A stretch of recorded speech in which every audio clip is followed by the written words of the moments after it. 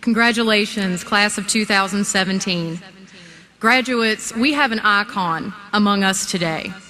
She has been the star of the massively popular courtroom show, Judge Judy, since 1996. This show has been #1 in daytime television since the 1998-1999 season. Before her stellar television career, Judge Sheindlin was a judge in New York's family court system for 25 years. She has earned numerous awards and recognitions. You'll find her name on a star on the Hollywood Walk of Fame. Seniors, we are truly blessed to have Judge Judith Sheindlin as our commencement speaker. This honor we owe to Sophia Mallory, who submitted the winning essay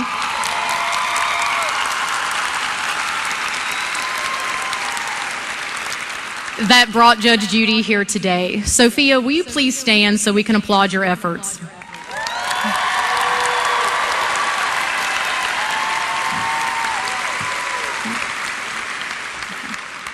Those of you who know me know I have been an ardent fan since 1996.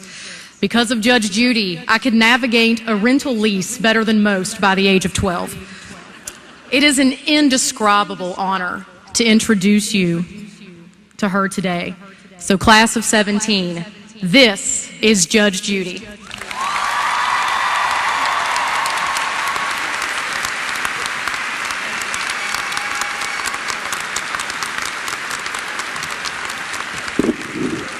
Thank you.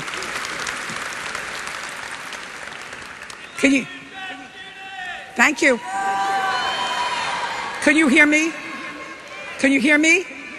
Yes? Good. Glasses, now we're ready. It's a joy for me to be here today, to be part of your transition from childhood to adulthood. That transition comes with some perks, many obligations, and a boatload of promise if you play your cards right. It's my mission here today to offer you some advice as to how to play that hand that we call life. I have to assume that that's what you want from a graduation speaker, in addition to being brief. First, you should know something about my history, because a good lesson in life is to only take advice from those people who you respect, who you think have done something right. You should take advice, you should listen to many, but take advice only from those who have a track record you admire. If you take advice from a jerk, what does that make you? My family history is not that different from most of my generation. 3 of my 4 grandparents came from Europe with no money but a boatload of dreams. They settled in New York, and they were driven to hard work, expected nothing for free, and hoped that through that hard work they would be able to give their children a better future. My father's father was a plumber who saved his pennies and bought a house in Brooklyn, raised 3 sons. His wife, my paternal grandmother, considered herself Russian royalty because she could speak 3 languages and she had a distant cousin who was a lawyer.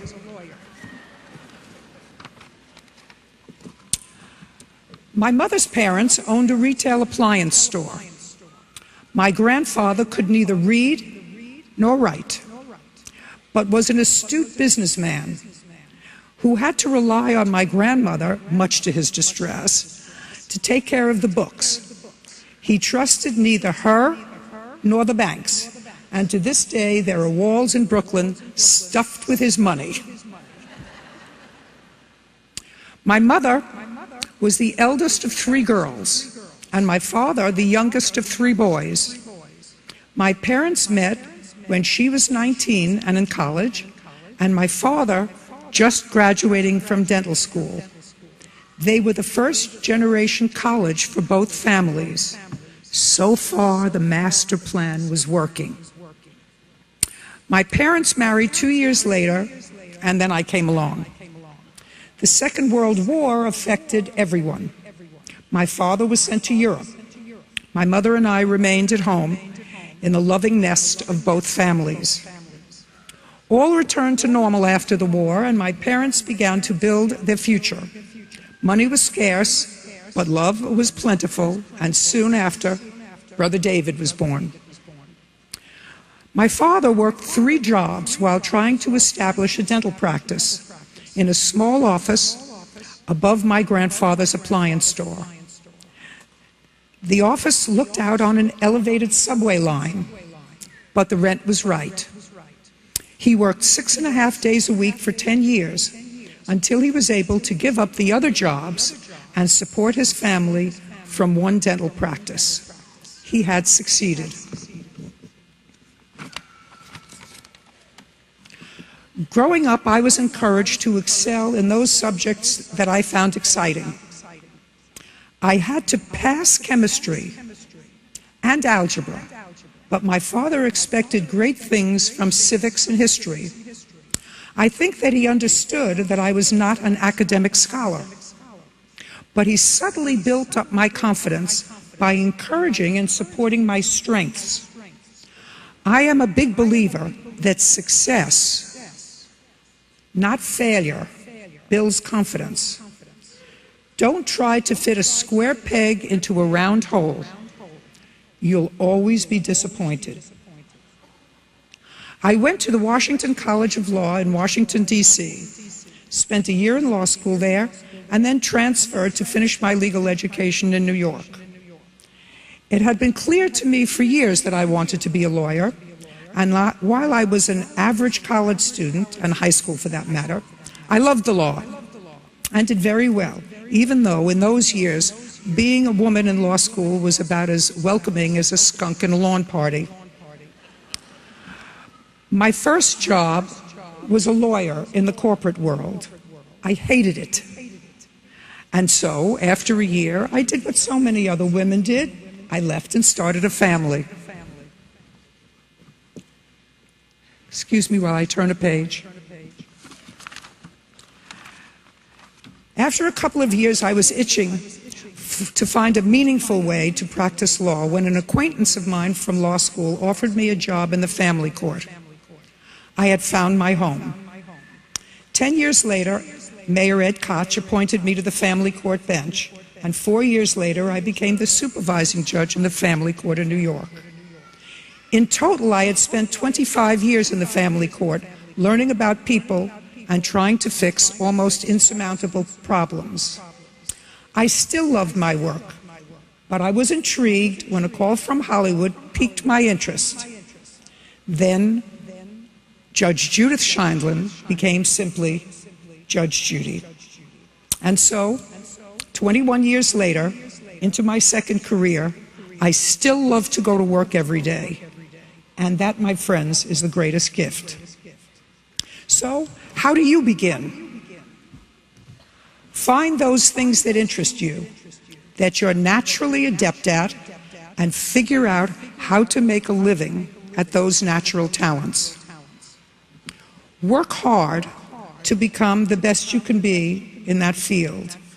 That way, you will be an invaluable person and employee. There are no shortcuts. Remember, everywhere you go, you only have one chance to make a first impression. I'm going to repeat that. Remember, everywhere you go, you only have one chance to make a first impression, be it school, job, or socially. The first 5 minutes sets the impression that can spell failure or success, acceptance or rejection, friend or foe. In everyday life, we're presented with choices, some big, some small.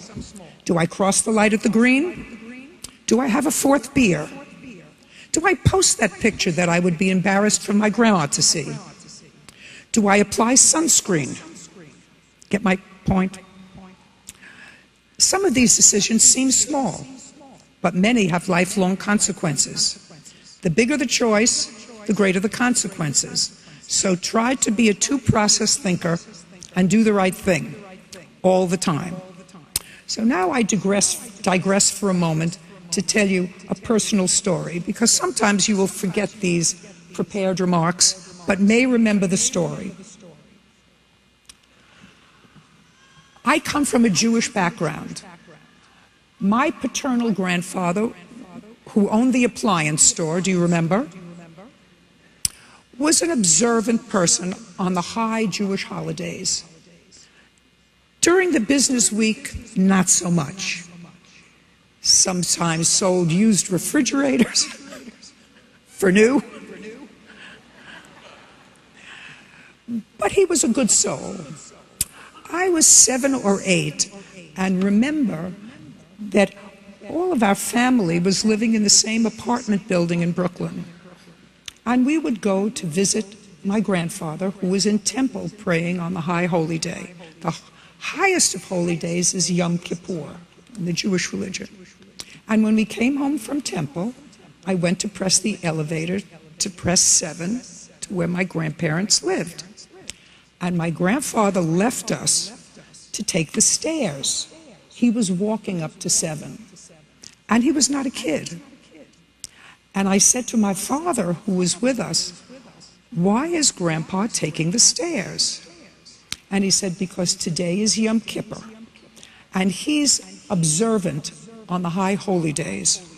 So if you are an observant Jew, you're supposed to give up all the comforts of the day for that day, because hopefully it will absolve you of all the bad things and the sins that you did for the whole year." Do you understand the premise? If you walked up 7 flights, all the things that you did to hurt people, maybe to not treat people fairly, maybe to be dishonest, maybe to be unfriendly, it was all washed away until next Yom Kippur. So at that point in my 7-year-old mind, I figured out that if I didn't do the wrong thing all year, I could always take the elevator. Remember the story.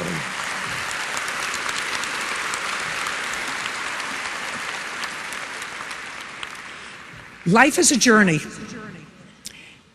It has a beginning and it has an end. Each of us has the ability to make that journey a blend of exciting, fulfilling, and honorable. Life's brass ring comes in many sizes. Few will discover the cure for cancer or win an Oscar. So life's brass ring comes from being the best human being that you can be. A good citizen, a loving child, a loving parent, a loving mate, and a friend. And a person who appreciates the gifts that they have, who looks at the glass always half full. In short, each of you have within yourselves the power to be the hero of your own story. I've come a long distance to help you launch your life's adventure. I wish you a pleasant journey and hope that some of my words might guide you along the way. Congratulations.